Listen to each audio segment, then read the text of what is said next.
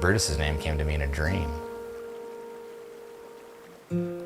I had a dream way before Brutus, and it was me, had this little bear cub that was just following me around, and I kept calling him Brutus in the dream. I didn't name him that, I just kept calling him that, like I already had known him. Locked away all the bottles of ink. When the third evening came, my voice had grown weak, and the silence was all I could hear. I didn't know who would whisper in my ear.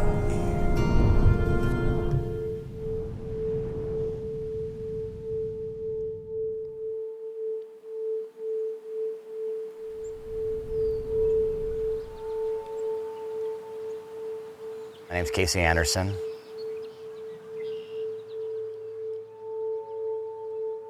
What I do for a living is kind of multifaceted.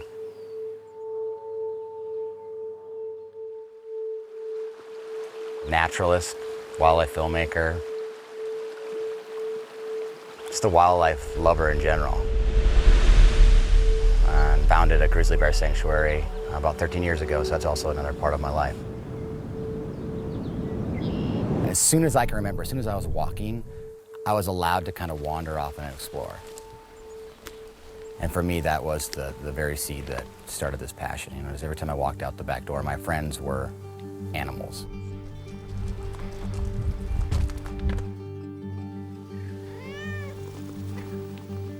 That freedom my parents allowed me to have really, I mean, it just snowballed. It continues today.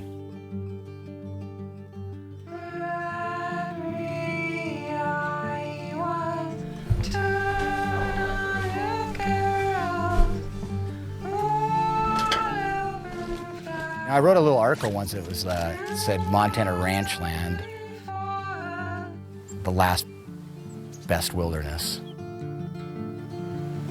We all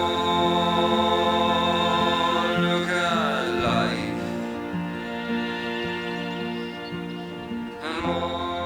Brutus was unique from the beginning. I was 24 years old working at a wildlife park, and that winter there was a litter of grizzly bear cubs that needed to be placed. The mom's probably like 500-pound female, and I'm down this small space with her, and I'm rolling her around, I'm moving her, and I remember just pushing her over, and I look, and here's this giant, fat little cub just laying underneath of her, not even making a noise. He's just fine, he's in there sleeping. And I pull him out, and I look at him, and he was like twice the size of his siblings, and that was the first time I ever laid eyes on Brutus.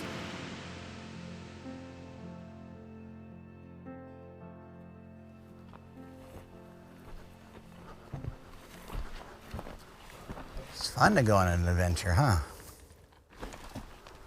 Keep going.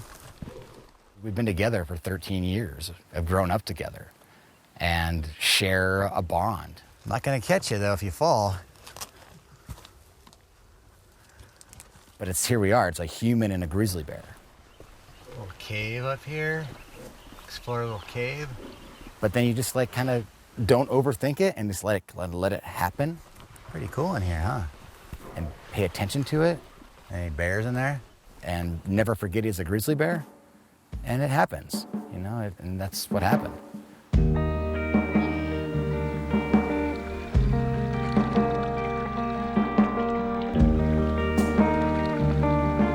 You can go to the library, there's no book of how to raise a grizzly bear. Watch a little bear out in the wild with its mother. It's one of the most close-knit bonds that exists in the wild.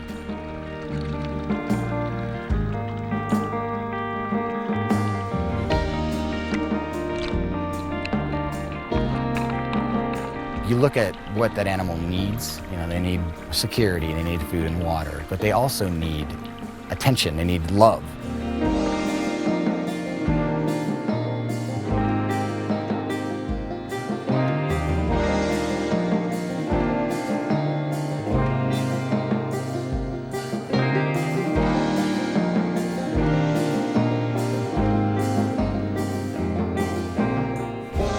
Sometimes it's just so cool to sit and watch and just watch them think, and he's certainly got a gentle soul.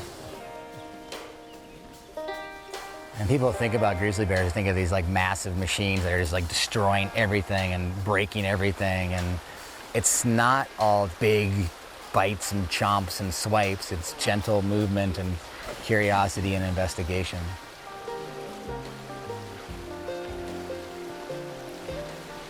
I always like to compare him to like the cool, like chilled out surfer dude. When you have a deep enough trust with a grizzly bear that it will completely fall asleep, make itself completely vulnerable, and is doing so because it trusts you completely, and it knows in some way that maybe that you have its back. You would not think that that pad would be sensitive at all. For any animal to instinctually let its guard down that far, that is the ultimate show of trust.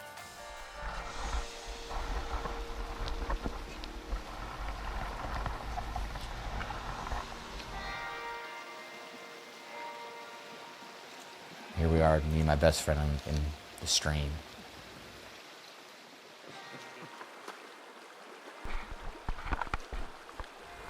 You just gonna snuggle it? Is that it? It's about this being that we're sharing the planet with that is emotional, it's intelligent. It's way more than I think anybody ever really thinks it is. Why would you want to kill it?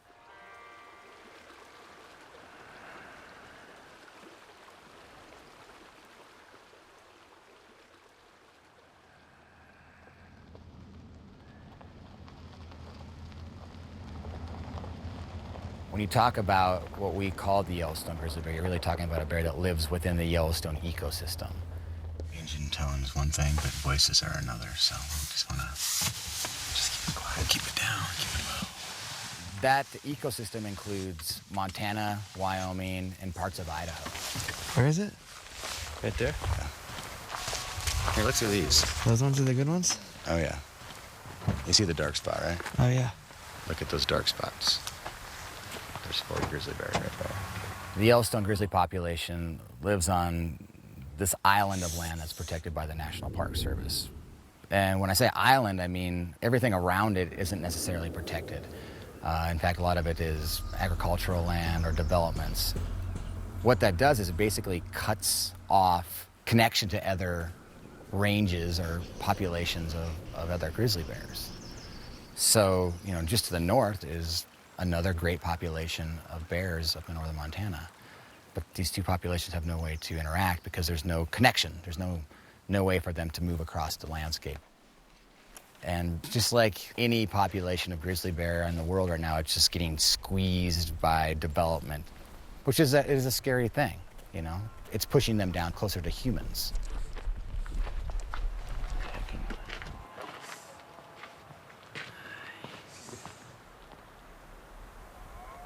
The way that one in the middle is moving, it looks like a little guy. Yeah, I agree.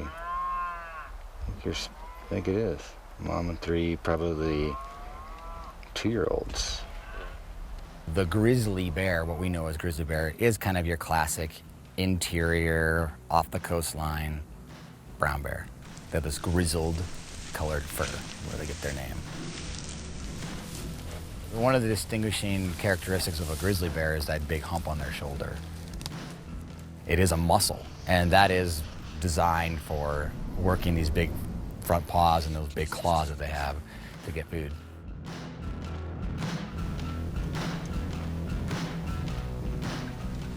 They say that a grizzly bear has the sense of smell that's 7 times stronger than a bloodhound. If you look back there, and that furthest peak's probably about, 7 miles away. They say that a bear could smell a carcass if there was no wind that far away. So think about that. Think about what the world is to that animal. I always say a grizzly bear's a natural-born excavator. And the one thing you notice instantaneously is this strength and power of this animal.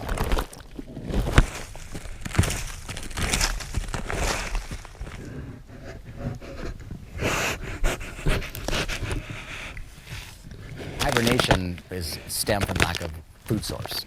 You know, bears out in the wintertime, they're walking around, they need that 20,000 calories a day, and all of a sudden there's no food because it's wintertime.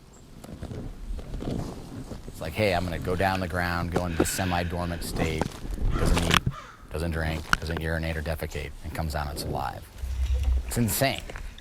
As you see the claw marks on the side right there, that's classic. Just you see that where he's, and that stuff is, look at that. It's like, I don't know, like really hard clay mixed with like the root. You know, here's this animal going through this miracle thing when you look at it in the physiological way. And then there's these little tiny bears that are being born that are this big, like the size of a squirrel. And they live in that den for 4 months. That's their world. And then all of a sudden the door pops open and you're in the middle of Yellowstone National Park. Holy crap. What an awakening that would be.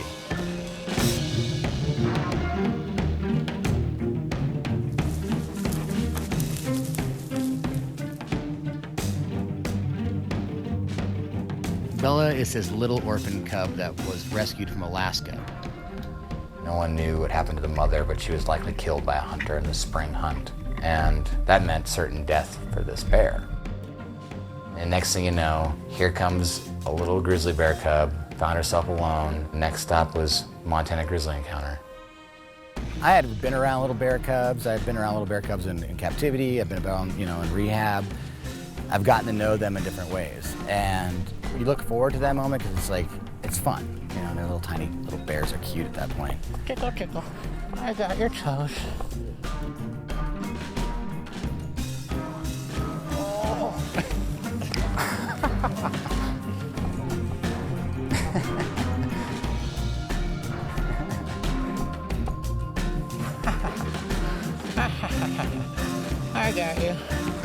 I got you.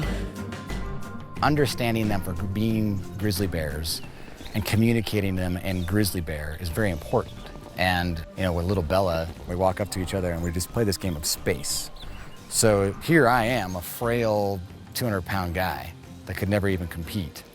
But if I can make them believe that I will never give them space and I'll take the space away from them, they think, wow, this guy's pretty big and tough.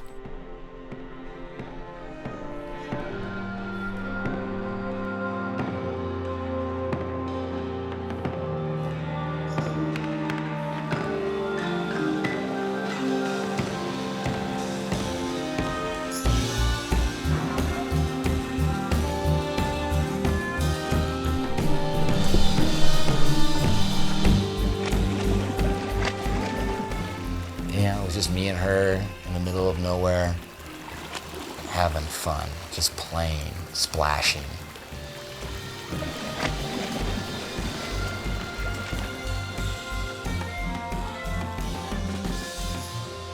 If an animal can't live in the wild, then there's two choices: to be euthanized or to be placed in a captive situation. No bear born in captivity that doesn't get raised by a wild mother in the wild will survive. They don't get to learn where to go when the white bark pine is, being cached by squirrels, and so they starve, or they go and get in the garbage cans and then they get shot.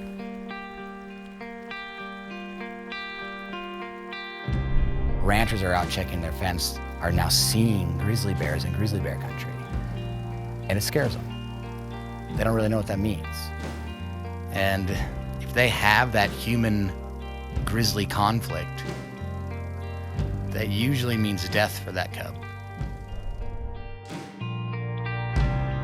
Along the broken path, following on smooth. 4 grizzly bears that are hungry and need to fatten up for winter will do to a carcass.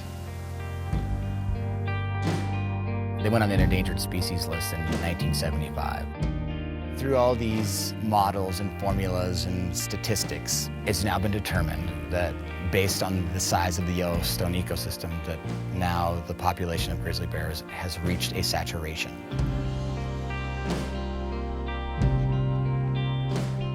Saturated? Look.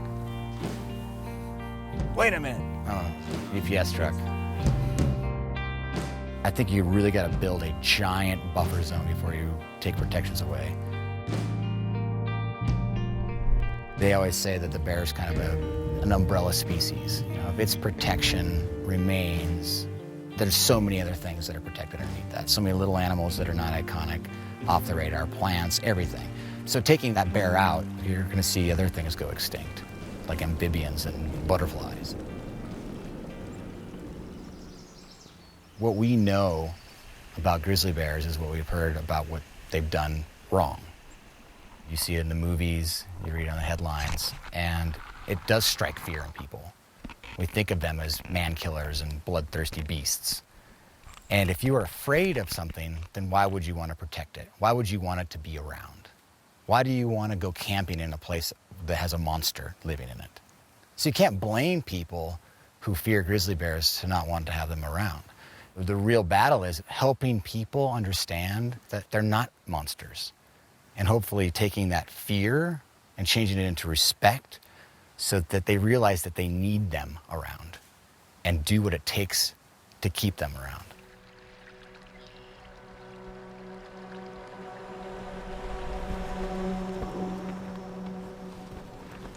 Good boy.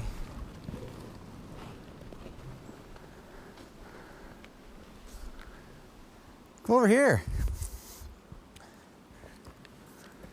Getting up to the top, bud.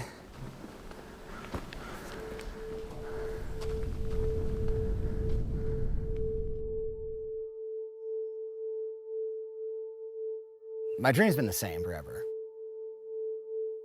It's to make the wild cool.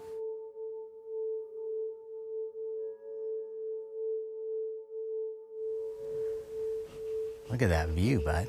Gorgeous, huh? I want to bring wildlife and present it in a way that kids will listen to it and hear it and realize how cool it is.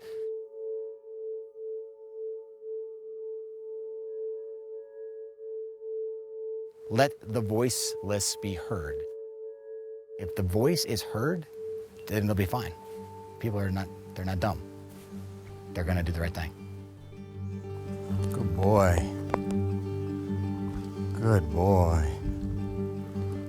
In retrospect, I think it's kind of crazy actually, because, you know, to think about, I'm gonna take this little bear cub who's 5 months old at the time and like go somewhere with it. Where's that?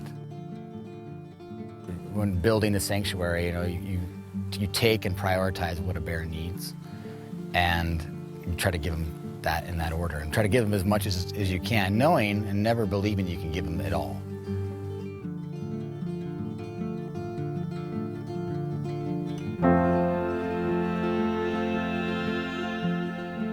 A man and a grizzly bear are really not supposed to be friends. But for whatever reason, this relationship happened. It's been the greatest gift of my life.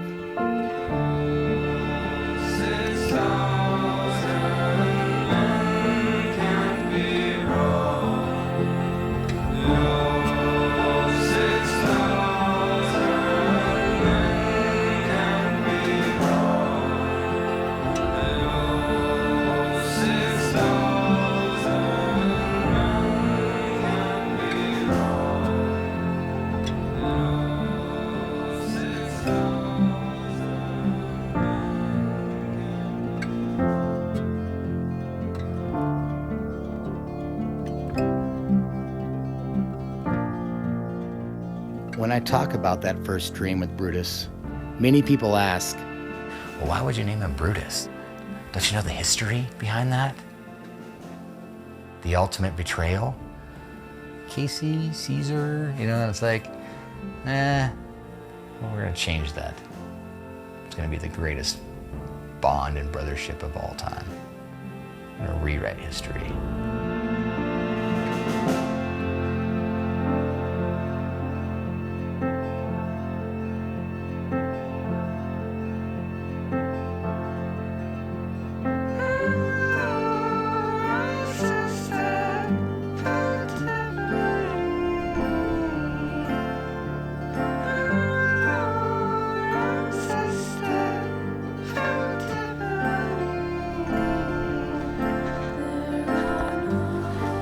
So his obsession with GoPros is ridiculous. We're gonna do this. It's gonna be a compromise. I mean, I'll give you this and then you trade for that. 1 Swedish fish for this. Good, good. Good boy.